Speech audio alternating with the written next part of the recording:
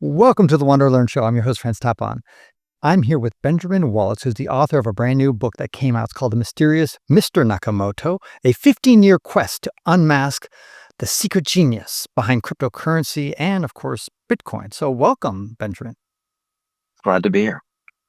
Hey, I loved your book. Absolutely adored it. I read through it, like just savoring it. But of course, I'm into this whole thing. And let's start off with the basics, which is like, why should some people, or why should we care who the creator of Bitcoin was, Satoshi Nakamoto? We don't even know if it's a him or her, they.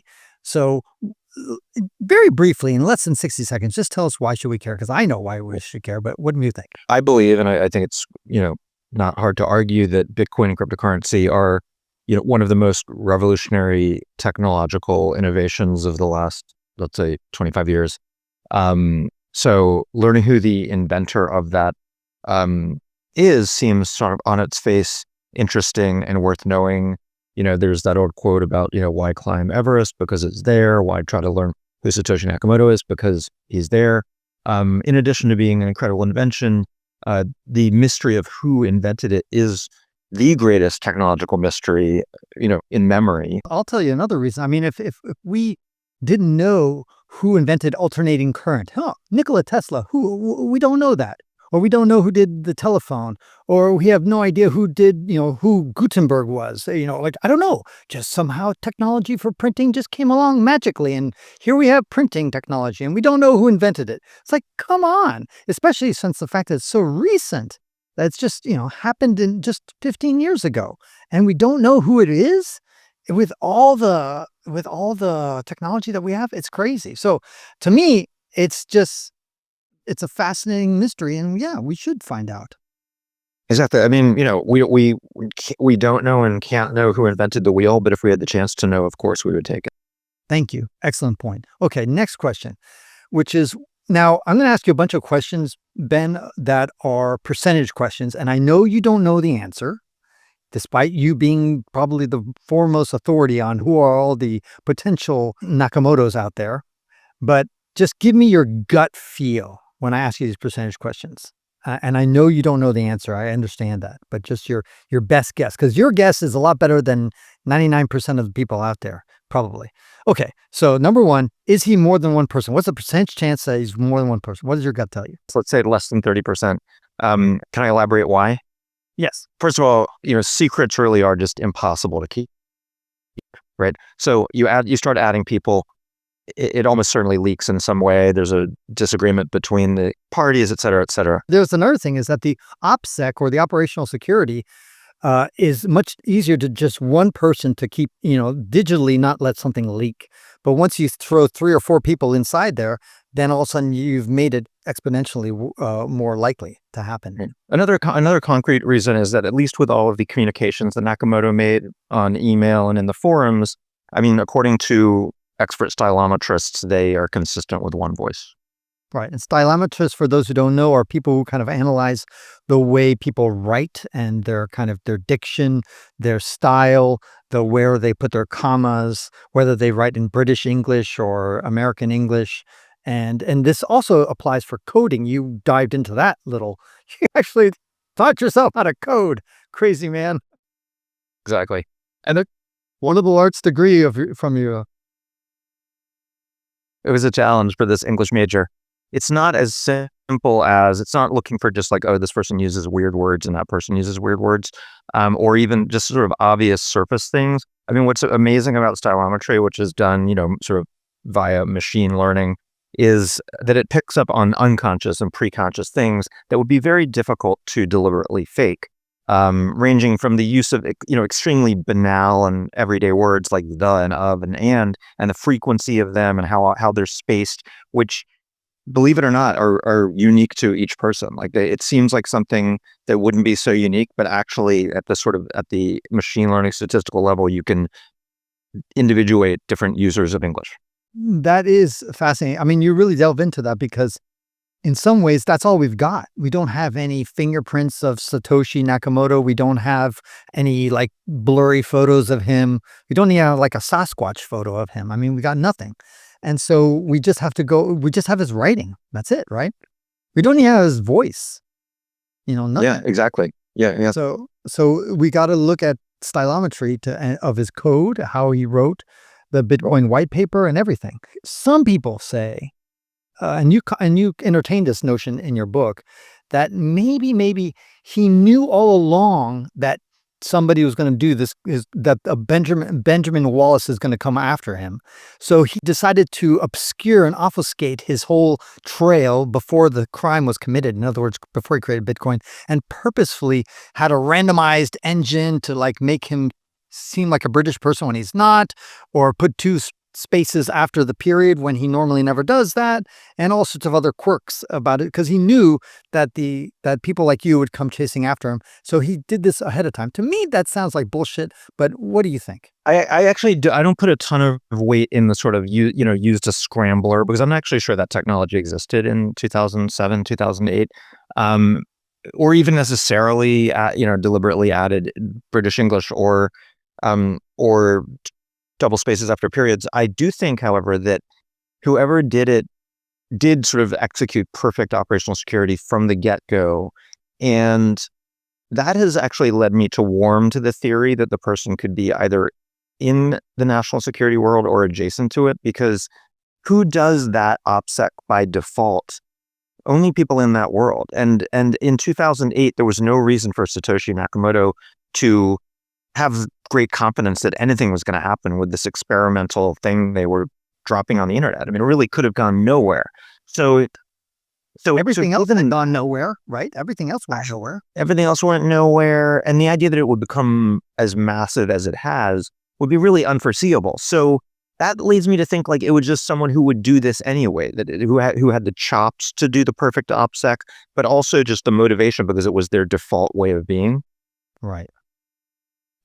I think that's an excellent point. And yeah, and then the problem is the NSA and other types of security organizations that are really tight, the CIA and that kind of stuff. There's so many people who work for the NSA and CIA, and are, it's so opaque of an organization. Both of them are. And of course, it makes it very difficult to figure out. And then of course you throw in the British, they have their own, Secret Service and all sorts of other places. I mean, that's really totally. And it also, it doesn't have to have been a, MI6 operation or an NSA operation. It could also have been someone who works for one of those organizations or as a contractor who did it as a moonlighting project, right? right. Just but who is obvious, exactly. Right. Doing it as the default, though, he's just used to just covering his tracks and being anonymous. And there is no back and forth between the worlds of cypherpunks, right? This group of 90s libertarian cryptographers who many people believe Satoshi must have come out of. And there's not no revolving door between that group and the NSA. I mean, both groups are full of cryptographers. Yes, the politics might seem very different, but someone who in the 1990s was involved in the cypherpunks, could easily have later, turned 30 and gone to work for the NSA. Yeah. Totally. That makes sense. Okay, what about the percentage chance that Satoshi's dead? I think that's a tough one. Because, Satoshi could be a Unabomber-like character, right? And nobody knew who the Unabomber was other than the Unabomber until the Unabomber was caught. So there is the possibility that Satoshi is this kind of otherworldly superhuman monk who just has like incredible self-discipline and the power to renounce a fortune and worldwide fame, etc. That's a possibility. Death is an appealing explanation for a lot of the things we know, like why has Satoshi not touched this incredible fortune? Why has Satoshi not come forward to claim the glory and all of the, it's not just this sort of, shallow fame. It's Satoshi would have a lot of opportunity to have a lot of power and impact if he took the credit. So, and the fact that we haven't heard from them, in so long, all these things make death an appealing explanation. So what percentage, Ben? Your instincts, your gut. I'm going to say 50-50, because then there's also the national security possibility. Can I ask you what your percentage is on that? Oh, that's a tough one. I still think he's alive, so I would say probably 25% chance that he's dead. That's my guess. But I'm probably wrong. Um, what about if he were alive? This is my little fantasy, is that he has a dead man switch. For those who don't know, that means that basically let's say you get an email every month, and you have to click on a button, say, yes, I'm still alive. Yes, I'm still alive. And then the day you don't click on that button, it automatically, something happens. Like you upload a video, or, if you're a programmer, you can set a chain reaction. So Satoshi could have a dead man switch, so that when he dies, boom, he reveals who he is. Any chance of that happening? I mean, I like that. I like that. I like that idea. But then you have to suppose. I mean, why would death be the magical moment when Satoshi would be okay with being outed? Because that presumes he has no family who would incur any of the sort of harmful effects of being associated with that vast fortune. What I will say though, I am optimistic that we're going to find out at some point who Satoshi is or was, because again, going back to the Unabomber, which is always weird to invoke because obviously Satoshi, didn't commit a crime or harm anybody, but someone knows something. So, again, the Unabomber knew who the Unabomber was. No one else did. But the way the Unabomber got caught is because his brother and his sister-in-law, they did suspect something.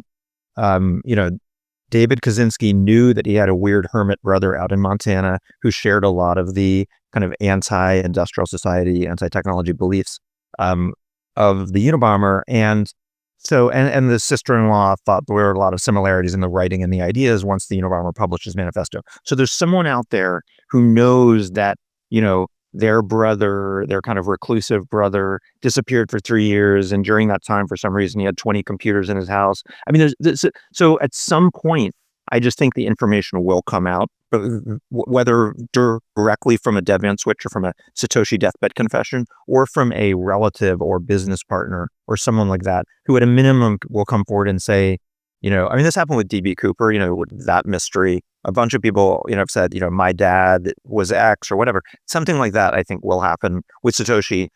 And then secondarily, if it is national security related, at some point that will be declassified.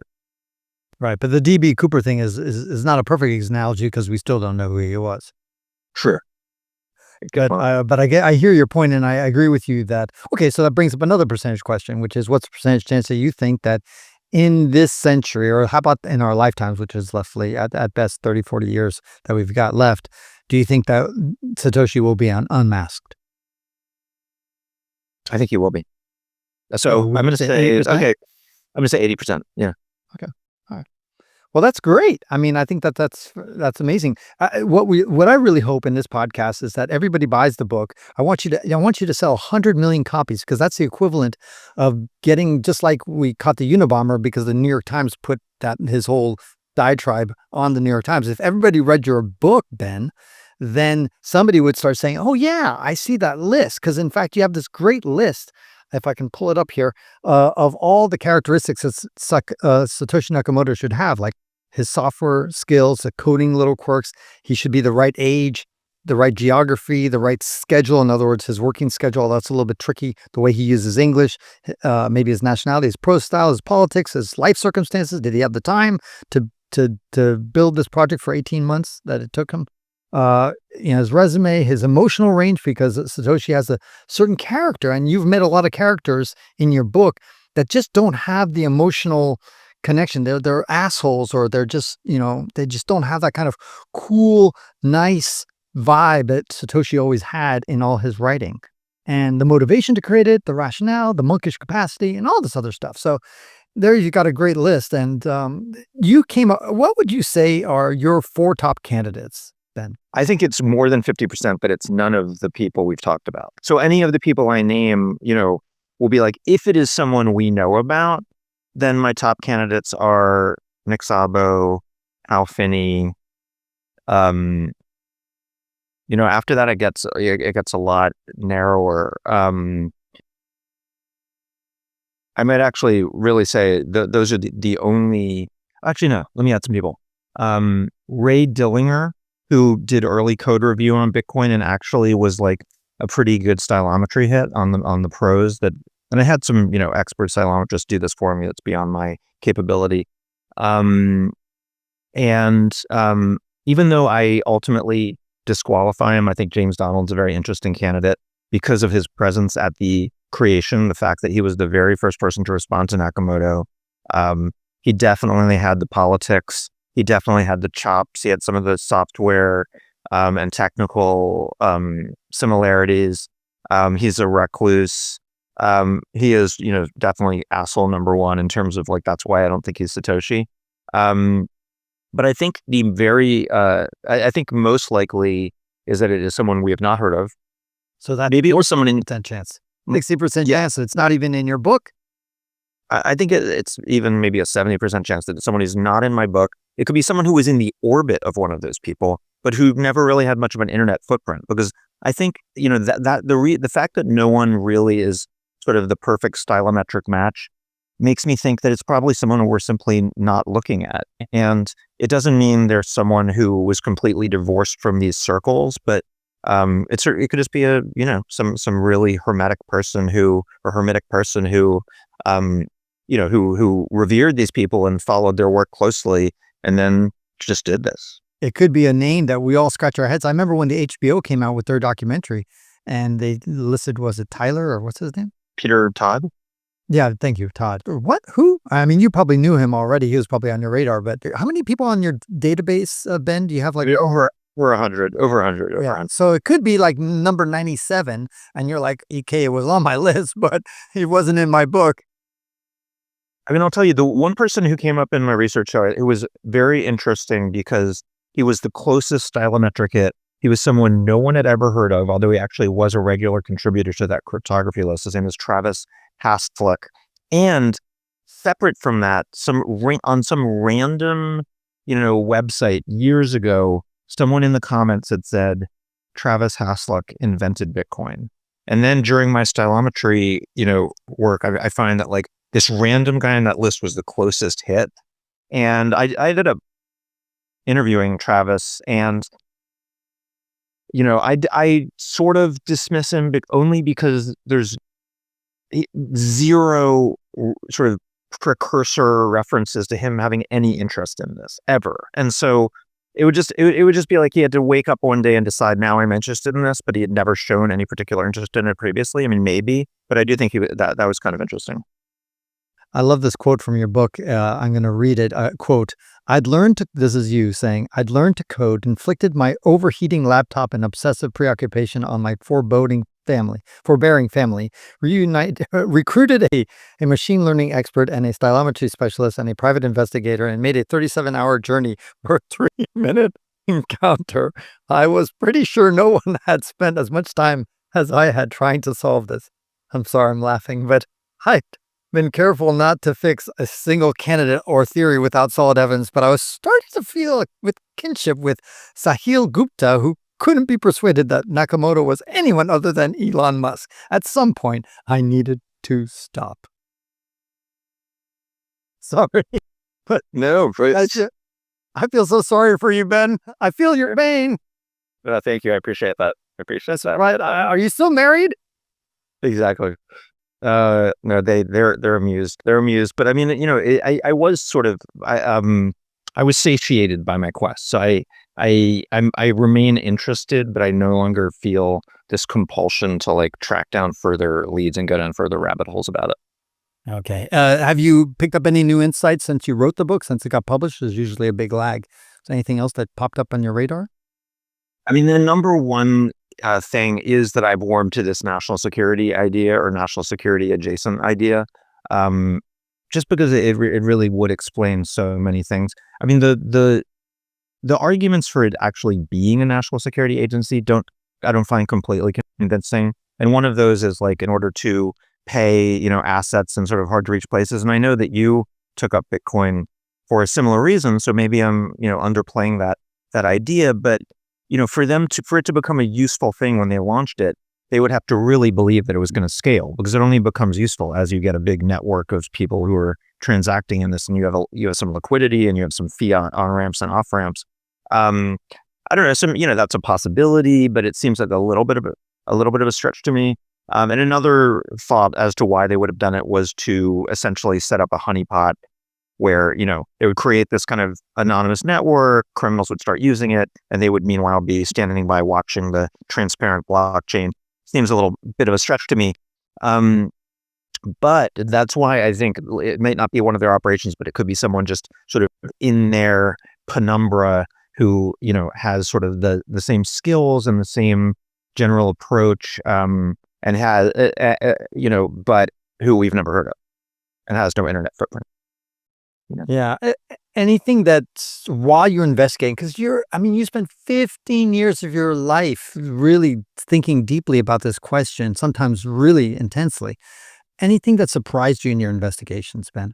I think the thing that surprised me was that Bitcoin kept growing.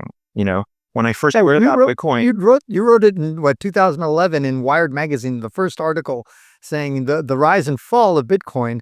And I loved how you said that, finally have a cryptocurrency that you can pay things if you can manage to not get it stolen or ripped off. And then I was thinking my brother who bought 10 Bitcoins for $1 each, and then the very next day got it stolen. So your title for that Wired article was perfect. Yep. If you can manage not to get it stolen, it's great. Well, I bought $200 worth at $17 a coin, and lost them because I put them in Mt. Gox, the safe and secure exchange at that time, which then imploded in 2014. But and so my article 2011, the rise and fall of Bitcoin, it joined one of more than 400 other articles that were written then and subsequently on this website called Bitcoin Obituaries, that's sort of making fun of people like me who sort of prematurely, stated the demise of Bitcoin. But it really was crazy how it kept going, shooting up and then completely plummeting and then coming back from the dead.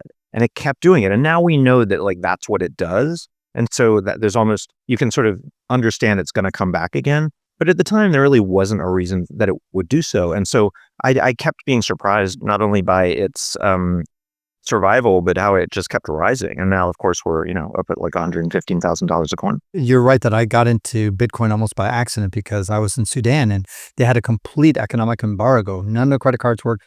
PayPal didn't work. Western Union didn't work. MoneyGram, nothing worked. No bank, no wire transfer, nothing. And I needed money because I needed to get out of that, a car, and I needed to fill up my gas tank to drive out of Sudan. And I couldn't. And then also I was like brainstorming. I had heard of Bitcoin, and then I was like, okay. So I got Bitcoins, and I met this guy, and I sold it and got cash out of it. Immediately I bought 6 Bitcoins and I sold all but one. I just kept one for shits and giggles. And then I started studying it, and it was fascinating. And that's when I saw it going from 20,000 down to less than $4,000. I thought to myself, you know what? All these coders, they're still gung ho. They haven't lost any energy, and they're like, this thing is not going to die. So I was like, you know what? I think it should make a comeback. So it was interesting. Yeah. And somehow it finally did. I also similarly, and in parallel, and the reason why I waited so long to write the book was it only became a book because the mystery kept not getting solved. I was kind of amazed that it didn't get solved. And so eventually I was like, I got to take another run at this because it's just so crazy given how big Bitcoin has become at this point that we still don't know who invented it. You kind of had this affinity, and you kind of admitted, you almost want Nakamoto to be Hal Finney. So for those people who don't know who Hal Finney was, he was the first guy who ran Bitcoin and talked to Nakamoto. I think he's the first. And he was he died of Lou Gehrig's disease, or was it ALS? And he died 2 years or something like that after Bitcoin really took off, or was taking off, should I say. And he was just a really wonderful guy, not autistic 99% of the other, nerdy Bitcoiners out there who were at the very beginning of it. It's just somebody who is just very personable, easygoing, and just a lovely human being by all accounts. And in some ways you could kind of imagine, but why is it that you don't feel that, even though that's who you want? Well, I'm putting words in your mouth. Do you want him to be 100%? Yeah. I would love for him to be Satoshi for all of the reasons you mentioned. And because circumstantially, there are a lot of reasons to think he could be Nakamoto, right? He was the more than almost anyone, he was the kind of cypherpunk world person who had been enthusiastic about this idea of creating digital money and had actually created his own implementation of a cryptocurrency before Bitcoin called RPow, which was based on Nick Szabo's BitGold. And he had, he was super into sort of pseudonymity. He was a kind of libertarian light, like he wasn't, totally hardcore, but he definitely had some of that philosophy. He had the coding skills. I mean, he was a real operational coder. His career had been spent on PGP, this public key cryptography for the masses. So many, and he was the first person to transact with Nakamoto. The first transaction on the Bitcoin network was, I think, 10 Bitcoins. Nakamoto sent to Hal Finney. So he was the first node in the network besides Nakamoto. And he was one of the two people who did code review on Bitcoin before it launched as software in January of 2009. So there's so many reasons. And also the fact that he died in 2014 he would sort of, maybe that's why we haven't heard of it. But then there are, of course, a lot of counter reasons that have to make us doubt that he actually was Nakamoto. The only thing I can think of is that he wants to protect his family, because he was already, practically what's the term when the SWAT teams come to your house? Yeah, exactly. He swatted. His family had been swatted. Right. Yeah. And so I can imagine that experience taught him, like, yeah, I should just keep my mouth shut and not make Fran, his wife, and his whole family get irritated. Right. Right. But I mean, you could say, okay, he knew he was dying of ALS. Like, why wouldn't he have donated, what is now $100+ billion fortune to like an Cure ALS foundation? Like, I'm not sure that he, in some ways, if he was Satoshi, by not conclusively sort of announcing that, I'm not sure that he spared his family from trouble, because people continued to think he must have been Satoshi and probably to harass his family. Right. Yeah. I mean, here's one other thing that I just a question to throw out there that I think has been sort of under-examined is, like, people talk about, like, why hasn't the $1.1 million, the 1.1 million Bitcoins that Satoshi, controls, why has that never been touched? And if Satoshi Nakamoto is alive and has no intention of using those coins, why wouldn't he send them to a burn address, which would immediately decrease the money supply by 5%? It would be great for Bitcoin. It would remove any uncertainty around those coins and the possibility that someday they might get dumped on the market and affect, and sort of at least temporarily deflate the price of the coin. And it would really say, okay, this is a selfless, benevolent monk who, is only doing Bitcoin for the greater good. A lot of people who've been accused of being Nakamoto, he could also protect them. And just like he did it with Dorian Nakamoto, he said, I'm not Dorian Nakamoto. Because like Todd, for example, just got completely harassed after this whole HBO thing came out on him. And that's debilitating, especially if obviously you're not Nakamoto. So he could protect a lot of people's identity if somehow he could say, I'm dumping this here, I don't know, and here's a bunch of people who I'm not, I don't know. Yeah. It's, but I'm very happy to hear that you think that we're actually going to solve this, just like we eventually solved Deep Throat, who was the whistleblower in the Watergate scandal. And so you think that somehow this will pop up one way or another, but not necessarily because Satoshi wants us to know, just that somebody somehow will leak, is what you're saying. Yes. Let's hope so. Okay. And then last question about James Donald. Why did you scratch him off your list? I had never heard of him before, but then as you were writing about him, he's like, oh my God, is it just because he's kind of rough around the edges kind of guy? I mean, he was the person who during my entire process, he was the one guy who I thought was Nakamoto. I thought I had found Nakamoto because there were so many reasons to think he could be Nakamoto. And yeah, I mean, the number one reason I remove him from contention is because he has a very different personality. He is a really just like he spews extremely objectionable beliefs into the world. He's an ideologue. He's not the kind of calm, cool, collected character that Satoshi, was. And he also, I mean, I will say he doesn't, since I've been to his house, not uninvited, He does not live in great splendor. I mean, he lives a pretty simple life, very pleasant, but beautiful view of the ocean, but in this remote town in Australia, but nothing particularly fancy. Right. Yeah, and that just doesn't sound like him. He should at least have a Lamborghini in his. Well, great. Thank you so much for taking the time, Ben, for telling me your side of the story about this thing. And I really hope we solve this thing. And I really recommend everybody who's listening to this show to go get his book. It's to me, unmasking Satoshi Nakamoto will be the coup of the century for anybody who picks it off. I hope it's you. I hope you somehow figure it out. But the book is called The Mysterious Nakamoto, a 15-year quest to unmask the secret genius behind crypto and, of course, Bitcoin. So congratulations on a fantastic whodunit. Nobody got murdered. It wasn't a crime to create Bitcoin, but effectively it's a whodunit.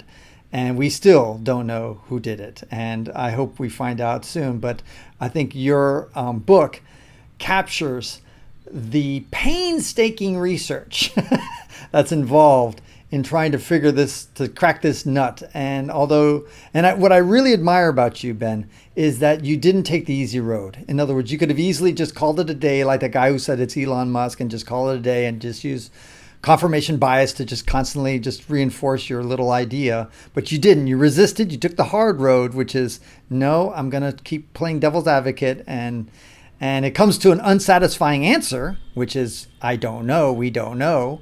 But it's probably the closest to the truth. Yeah. Well, thank you, Francis. Really appreciate it. Good talking to you. Likewise. Okay.